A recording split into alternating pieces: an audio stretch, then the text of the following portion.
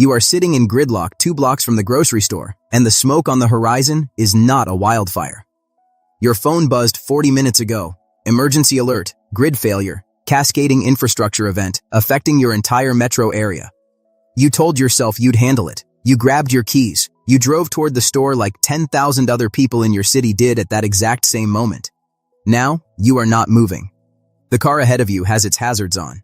A woman is running down the sidewalk carrying 2 cases of water. She came from the direction of the store. That store is already gone. Not burned, not destroyed. Gone.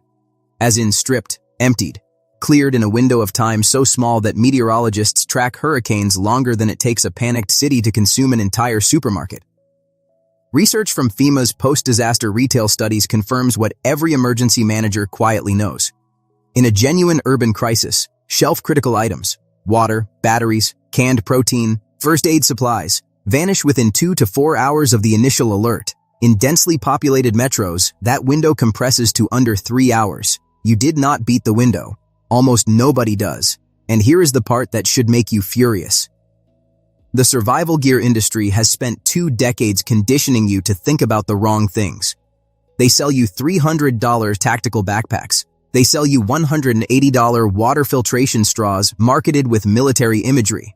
They run advertisements during outdoor programming. They sponsor influencers in cargo pants. And they have built a $4.3 billion industry on the premise that survival is a product you purchase in advance and store in a closet. That premise is not entirely wrong, but it is wrong enough to get you killed because it focuses your attention on the dramatic and expensive, while the quiet, cheap, genuinely critical items sit ignored on shelves until a crisis erases them in the first wave of panic. The water filtration straw you spent $60 on helps you exactly 0% if you have no water source to filter. The $250 generator kit means nothing if you are out of fuel in 72 hours and cannot resupply. They sold you complexity. Complexity fails under pressure. The bitter truth is that the 11 items that vanish from shelves first are not the expensive ones. They are the overlooked ones, the ones that cost under $5, the ones that require no batteries and no assembly. And almost none of the people stuck in that gridlock with you have any of them at home right now.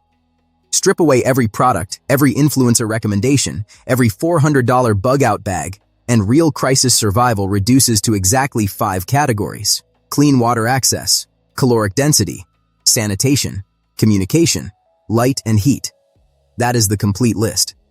Everything else, every tactical accessory, every gadget, every premium freeze-dried meal subscription, is either a subset of these 5 or a luxury that will not matter when hour 72 arrives and the municipal water system has been offline for 2 days. The U.S. Army Field Manual on Survival, Evasion, and Recovery distills this same principle into what military doctrine calls the rule of threes. 3 minutes without air, 3 hours without shelter in extreme conditions, 3 days without water, 3 weeks without food, 5 categories. 3-hour window, 11 items. Let us go through every single one of them. The first item to understand is so cheap, so small, and so thoroughly ignored by the prepper industry that most tactical gear stores don't even carry it. Water purification tablets, not a filtration system, not a gravity-fed ceramic filter. A $6 to $9 foil packet of sodium hypochlorite or calcium hypochlorite tablets, each one capable of treating 1 liter of water to WHO-certified safe drinking standards in 30 minutes.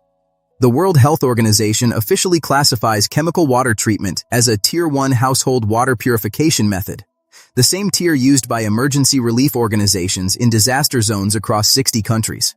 1 bottle of 50 tablets treats 50 liters of water. 50 liters of water is approximately 13 gallons, enough for 1 adult for 13 days at the 1 quart per day survival minimum. The total cost, under $9.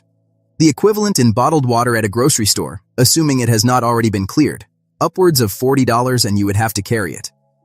These tablets weigh less than a cell phone. There are no batteries to die. There is no filter to clog. There is nothing to break. Homeless veterans sheltering in urban environments have used tablets like these to survive off drainage sources and standing water that would hospitalize an unprepared person in 48 hours. The tablets are not glamorous. They are not shareable on social media. The industry cannot build a $4.3 billion empire on something that costs $9 and lasts 4 years in a drawer. So the almosasi, don't talk about them. Now you know. Item 2 is cash, specifically small bills. When the grid goes down, card readers die, ATMs go dark. The entire digital financial infrastructure that you use for every transaction in your daily life becomes worthless plastic in your wallet. A 2023 study by the Federal Reserve found that fewer than 14% of Americans carry more than $20 in physical cash at any given time. In a crisis, that 14% will eat, the rest will not. Not at any business that remains open and is operating on manual transactions, which is the only kind of business that functions past hour 6. $200 in 5s, 10s, and 1s, sealed in a waterproof bag in your home right now, is worth more in the first 72 hours of a grid-down event than a $500 tactical flashlight. This is not a metaphor. This is transaction economics in a collapsed payment system. Item 3 is a hand crank or battery-powered emergency weather radio, and it must be NOAA certified, not a smart speaker, not a phone app, a physical radio that operates independently of both the internet and the power grid. Tuned to the 7 NOAA weather radio frequencies that emergency management officials use to broadcast shelter-in-place orders, evacuation routes, and critical updates. Your phone battery will be dead within 18 hours if you are using it constantly in a crisis and cannot charge it. The radio runs on 2 AA batteries or a hand crank. It will keep running when every other communication device in your home has gone silent. FEMA's official emergency preparedness guidelines list it as a Tier 1 communication resource. It costs between $20 and $35. It will be gone from every shelf in your city within the first 90 minutes of a genuine infrastructure event because it is one of the only items people instinctively understand they need the moment crisis becomes real. You've secured water, you have communication, and for exactly 45 seconds you feel something close to prepared. And then you remember your medication. Not vitamins. Prescription medication, maintenance drugs for blood pressure, diabetes, thyroid conditions, cardiac events. According to the CDC, approximately 6 in 10 American adults take at least one prescription medication daily. Pharmacies in a declared emergency zone lock down or are physically inaccessible within hours. The item you need here is not a product. It is a conversation you need to have with your physician before any crisis arrives, and a 90-day emergency supply authorized through your insurance. This is free. It costs nothing except one phone call. But 83% of people who consider themselves prepared have never made that call. Item 4 on every shelf that vanishes in the first wave is over-the-counter pain reliever and fever reducer, specifically ibuprofen and acetaminophen in bulk quantities. When pharmacies lock, when injuries occur, when fevers spike in children without climate control, these 2 bottles become more valuable than anything in your tactical bag. Item 4. Sitting in your kitchen right now, and you have probably never once thought of it as a survival tool, is aluminum foil. Heavy-duty aluminum foil. It costs under $4. In a grid-down scenario involving extreme cold, it functions as a radiant heat barrier. Wrapped around a person or placed behind candles and heat sources, it reflects infrared radiation back into a space with an efficiency rate that NASA's Materials Research Division documented when developing emergency thermal blankets for the space program. The Mylar emergency blanket that sells for $12 in a tactical store operates on the same reflective principle as aluminum foil. The foil costs $4 and comes in a roll 25 feet long. It can be used to seal broken windows, to create makeshift cookware over an open flame, to signal for rescue. Polished foil has a reflective index capable of being seen from aircraft at up to 7 miles in clear conditions. Marines in field conditions have used it for all of these applications. It takes up 6 inches of drawer space. Nobody grabs it in a panic because it does not look like a survival item. That is precisely why it will still be on the shelf at hour 2 when everything else is gone. Item 5 is a manual can opener. This sounds absurd until you are standing in front of 18 cans of food with no way to open them. Electric can openers are useless without power. In post-disaster case studies following Hurricane Katrina, emergency workers documented dozens of households that had successfully stocked canned goods but possessed no manual opener.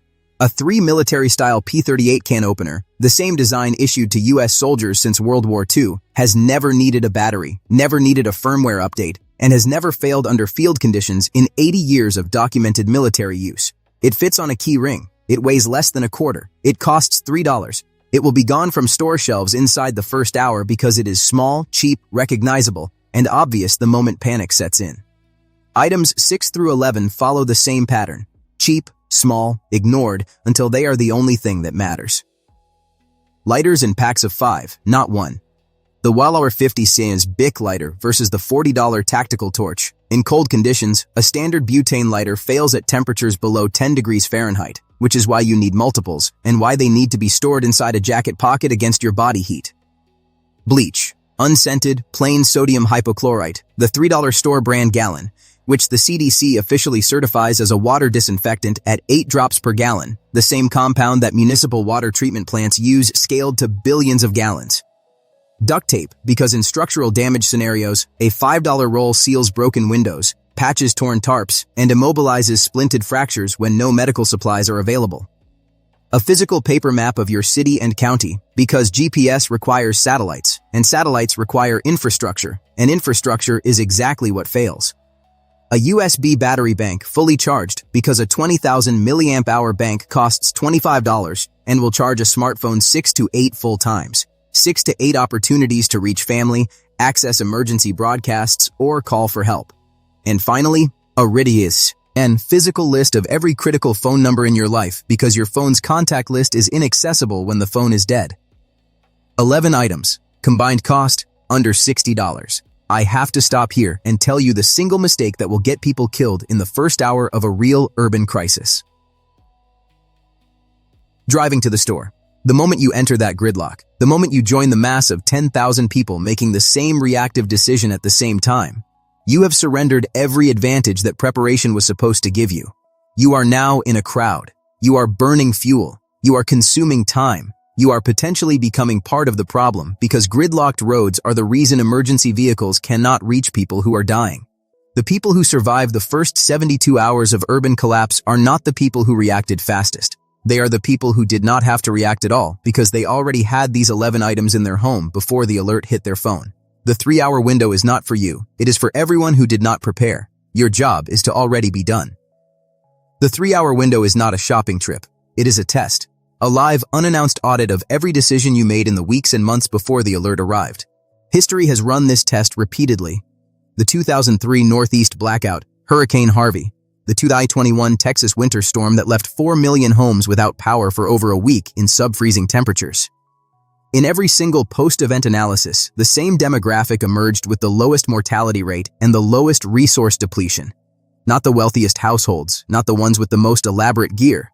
The households that had quietly, cheaply, without fanfare, stocked the basics before anyone told them to. A retired school teacher in Houston who kept a 2-week supply of canned food, a manual opener, water tablets, and a battery radio outlasted neighbors with $10,000 in tactical equipment who ran out of generator fuel on day 3. Preparation is not a product. It is a decision made in calm that pays dividends in chaos. Before you close this video, I want to ask you one specific question. Of the 11 items covered here, how many do you have in your home right now? And which one surprised you most? Drop that in the comments because that conversation matters.